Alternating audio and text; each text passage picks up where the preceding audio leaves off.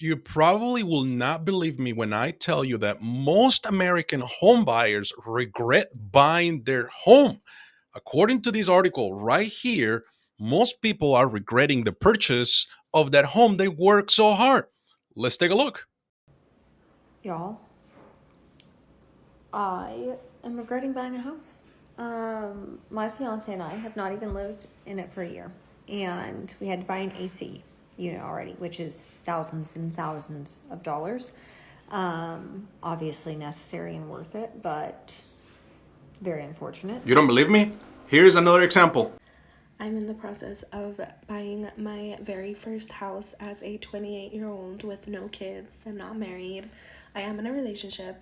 I close in 7 days, and I feel like I should be super excited right now and happy, but in reality, I am terrified.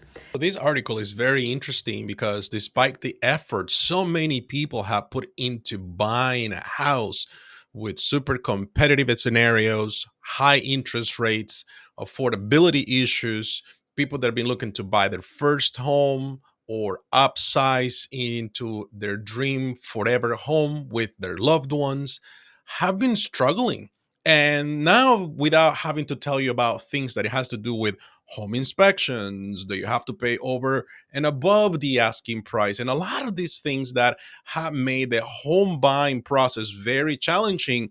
Not to mention that you have to compete with big companies like BlackRock and all these huge companies that have the big pockets to do this. So this article actually talks about different things that I actually find very fascinating. It says over two-thirds, 69% of American homeowners have regrets about their home purchase due to their financial strain of owning property and the unexpected costs related to it, according to a recent survey by a real estate witch. So it says nearly half or 48% say they have a different approach to the home buying process had they known the actual cost of maintaining their homes. Newsweek contacted the real estate witch for a comment by email on a Friday morning outside of working hours. So, why do this really matters? Why is this so important for this scenario? So, let's go to the basics, right? When you're buying a house, people think that the only thing you have to really worry about it is just your mortgage payment, which is all put together with principal, interest, taxes, and insurance. And in some cases, homeowners association or condo fees, or maybe both. In some places, you have both fees. Why is it that you are now not understanding your obligation as a new homeowner? Well, let me break it down for you. This is what we know. Affordability has been a big problem. When you buy a house, you also have to budget for unforeseen, unexpected items. For example, if you're buying a house and you didn't do a home inspection because you wanted to be super competitive, and your home inspection report revealed tons of issues that your house probably had, then you should have budget for something like that. You see, if you did your proper due diligence, when you buy a house, an inspection report like the sample right here, it should have a whole list of recommendations of things, assuming you had the opportunity to do something like this. That talks about the structure, the driveway, the plumbing, the exhaust fan, the garage doors, and a lot of the things that are supposed to be in a home inspection. So if you had the opportunity to do your due diligence, a lot of these things should be shown over here. So don't just throw this report in your big box when you bought the house and forget about it. Actually, the moment you buy this house, you start getting estimates and make a priority of these damages or issues or potential maintenance things that you have to take care of it, because otherwise they're just going to pile up for you over there, and one day you're going to get hit on a domino effect, one problem after the other, and maybe your insurance company is not going to cover any of these things. So you have to look into these proactively versus reactively. You have to go and tackle these things immediately and don't wait until things really go bad. So, another thing you can do to protect yourself is buy a home warranty. Either you voluntarily can buy it or you can have the seller pay for it. And there are some different type of coverages. But Here's the caveat, right? Home warranties are like an insurance policy, but sometimes they don't quite behave like an insurance. So if you're buying a home warranty, average home warranty probably is going to cost you between as low as 499, as high as 799, depending on the things you want. And in many cases, these home warranties, what they do is they cover your mechanical items and your appliances, of course, and some minor plumbing here and there of things. Read the fine print always as you are looking into these things. But the reality is that don't assume that the first time you place a phone call because your furnace has stopped working, they're going to replace it. You will have a deductible that can go as little as $100 and as high as $300. And they're going to send a technician that may not be at your doorstep the very next day. It may take some days. Sometimes I heard weeks. So it all depends. So when you're buying something like this, you might want to call this company and to say, hey, when you outsource these type of services, how long, what's your average time that somebody can come out and take a look into this? But let's just continue. So if you have this, they're going to try to fix it first. You pay your deductible, and if the item breaks again, they probably will give you the replacement cost, but not to 100%. They're probably going to give you somewhere between 70 and 80% of the replacement cost. Now, that is a lot better than you having to fork up the entire amount. Let's say you want to replace your furnace. A good furnace nowadays can cost you as little as $7,500, as high as $12,000. So it all depends on this. So if somebody's going to give you $10,000 for your furnace and they're going to cover 80% of that, so that's $8,000. So you can compromise, maybe not installing the best furnace for your house, but maybe doing something that is very comparable and efficient for what you're looking to do. So the very next cost that you should actually take a look into it will be your homeowners associations or condo association. And in some cases, there are places that have both homeowners associations and condo associations. Here in the state of Maryland, particularly in Montgomery County, there are many communities that have these fees, that it has both. These it's very common in townhomes that are stackable townhomes or piggyback townhomes that are more like a newer developments, that they have the condo fee and the HOA fee. So it says, meanwhile, homeowners are being hit by a recent surge in property insurance premiums and homeowners association fees. The U.S. housing affordability crisis has taken center stage during the 2024 presidential election. This is just because they wanted to try to see how they can bring this number down. So let me show you another graph.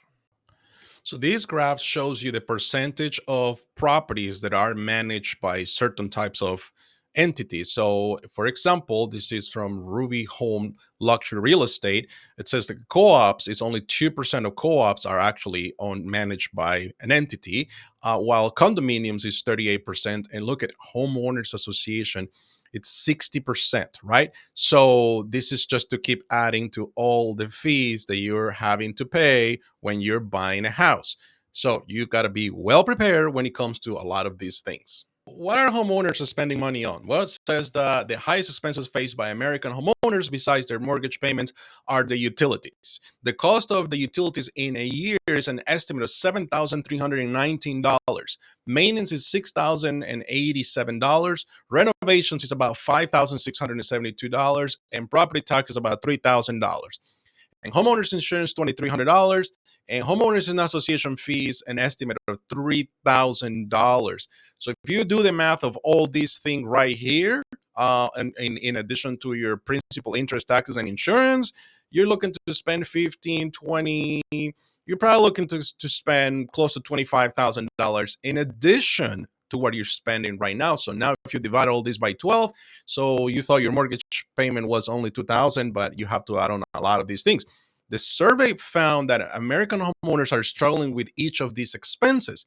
A majority of 81% are worried about the cost of home ownership, including 29% who said their biggest concern is unexpected maintenance or repairs. 23% who said that their biggest concern is rising property taxes, and 14% who said their biggest concern is the rising homeowners insurance cost. So almost half of the owners, 46%, say they don't feel their property taxes accurately reflect their home's values. Another 46% admitted they don't actively budget for unexpected repairs. Remember what those girls were saying at the beginning? And the same percentage of owners said that they did not accurately estimate the cost of repairs and improvements before buying.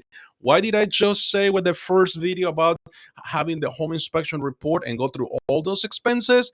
So many blame the seller for hiding the real cost of maintenance for the property they bought. Their previous owner, according to more than one in three, 33% of homeowners.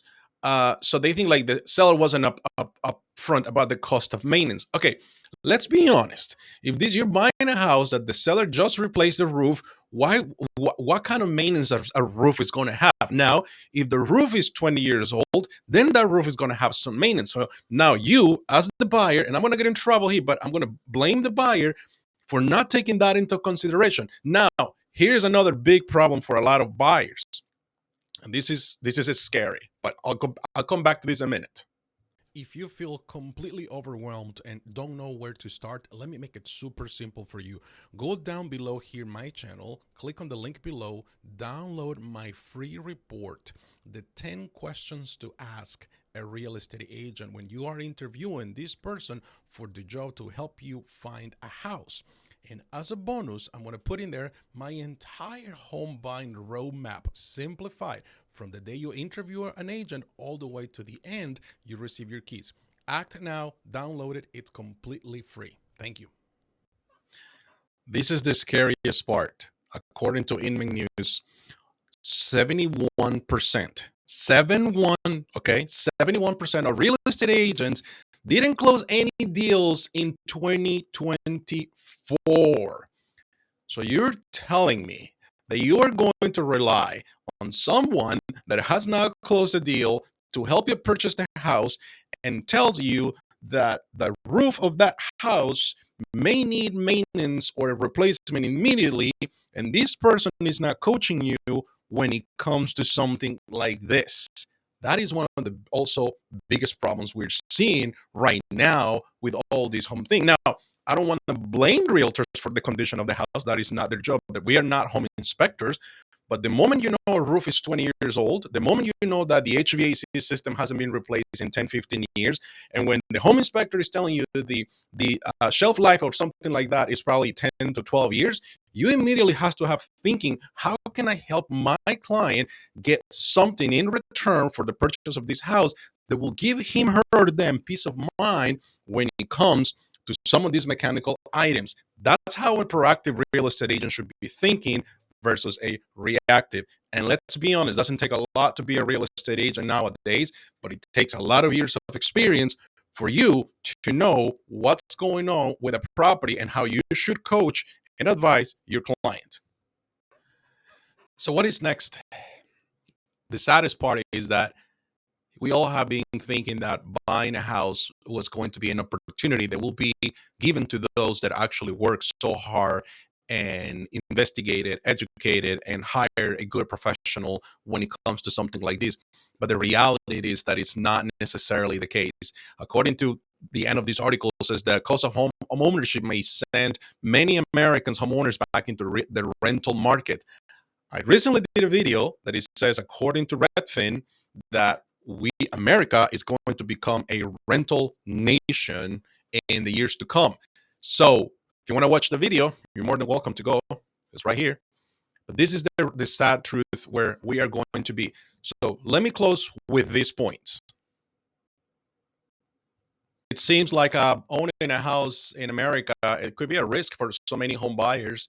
But I can tell you this, if you inform yourself, you do your due diligence way ahead of time, I guarantee you that you're always going to find good opportunities. Real estate continues to be a pretty good investment.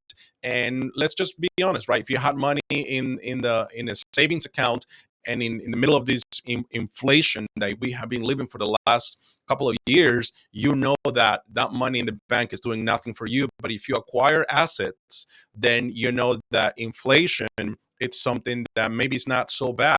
Remember, the Federal Reserve is not targeting inflation to 0%. They always say they want to keep it at 2%. So they know inflation is good. but they can probably never bring it down to 0%. So if you haven't acquired any assets like real estate, maybe it's the time to think about it.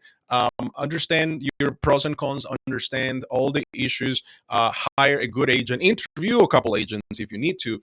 And if you already bought a house and you don't know what to do, feel free to drop me a line here. We'll be more than happy to get on a quick phone call with you to find what other options that may not necessarily be that you have to sell your house, but I'm sure that I can help you navigate these things. I'm Robert Garcia here, your host. Thank you very much for coming to my channel. If you find content like this very interesting, do me a favor, give it a thumbs up. It helps me a lot. And if you want to subscribe to my channel, every week I bring content just like this so that you can stay on top of the news, informed on what's happening in the real estate industry. I help you understand this raw real estate market and navigate to the options that you have to buy your next home and upsize to your dream home with your loved ones. Thank you very much. I'll see you guys on the next one. Bye.